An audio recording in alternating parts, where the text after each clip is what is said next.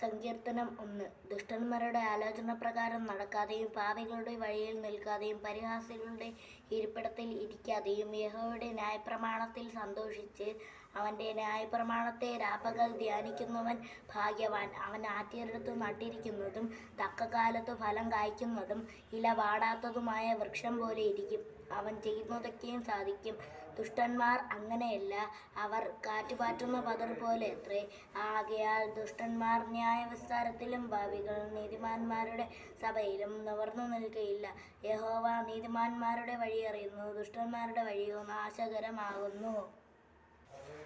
സങ്കീർത്തനം 23. യഹോവ എൻ്റെ ഇടയനാകുന്നു, എനിക്ക് മുട്ടുണ്ടാകുകയില്ല. പച്ചയായ പുൽപ്പുറങ്ങളിൽ അവൻ എന്നെ കിടത്തുന്നു, സ്വസ്ഥതയുള്ള വെള്ളങ്ങളിലേക്ക് അവൻ എന്നെ നടത്തുന്നു.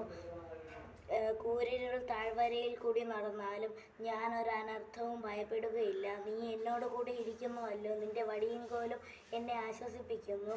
എൻ്റെ ശത്രുക്കൾ കണ്ട് നീ എനിക്ക് വിരുന്നൊരുക്കുന്നു. എൻ്റെ തലയെ എണ്ണ കൊണ്ട് അഭിഷേകം ചെയ്യുന്നു, എൻ്റെ പാനപാത്രം നിറഞ്ഞു കവിയുന്നു.